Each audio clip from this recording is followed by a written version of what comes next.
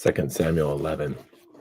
Then it happened in the spring, at the time when kings go out to battle, that David sent Joab and his servants with him, and all Israel, and they destroyed the sons of Ammon and besieged Rabbah.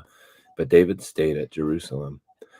Now, when evening came, David arose from his bed and walked around on the roof of the king's house, and from the roof he saw a woman bathing, and the woman was very beautiful in appearance. So David sent and inquired about the woman, and one said, "Is this not Bathsheba, the daughter of Eliam, the wife of Uriah the Hittite?" And David sent messengers and took her, and when she came to him, he lay with her. And when she had purified herself from her uncleanness, she returned to her house. And the woman conceived, and she sent and told David and said, "I'm pregnant." Then David sent to Joab, saying, "Send me Uriah the Hittite." So Joab sent Uriah to David. When Uriah came to David, David asked concerning the welfare of Joab and the people and the state of the war. Then David said to Uriah, "Go down to your house and wash your feet."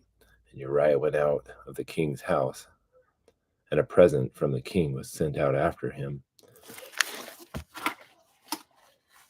But Uriah slept at the door of the king's house with all of the servants of his lord, and did not go down to his house.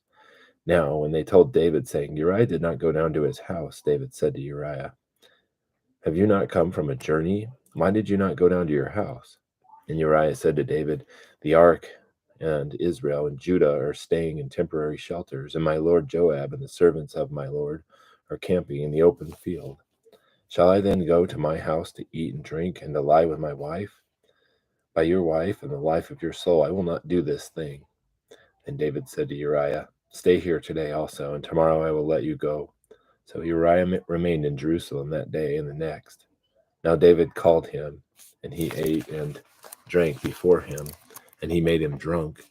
And in the evening he went out to lie on his bed with his lord's servants, but he did not go down to his house. Now it came about in the morning that David wrote a letter to Joab and sent it by the hand of Uriah. And he had written in the letter, saying, "Place Uriah in the front line of the fiercest battle and withdraw from him, so that he may be struck down and die."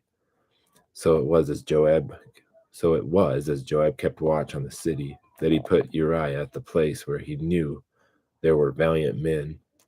And the men of the city went out and fought against Joab, and some of the people among David's servants fell, and Uriah the Hittite also died. Then Joab sent and reported to David all the events of the war.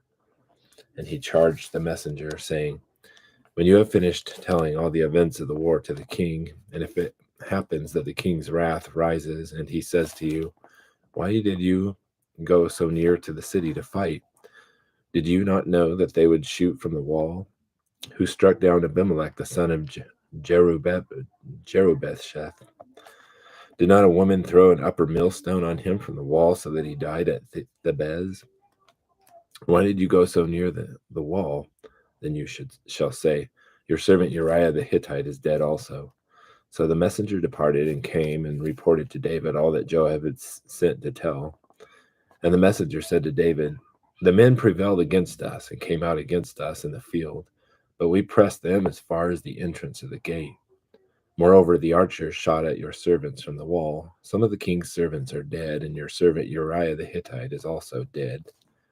Then David said to the messenger, "Thus you shall say to Joab, 'Do not let this thing displease you, for the sword devours one as well as another.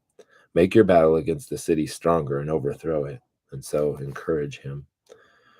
Now then, the wife of Uriah heard that Uriah, her husband, was dead. She mourned for her husband.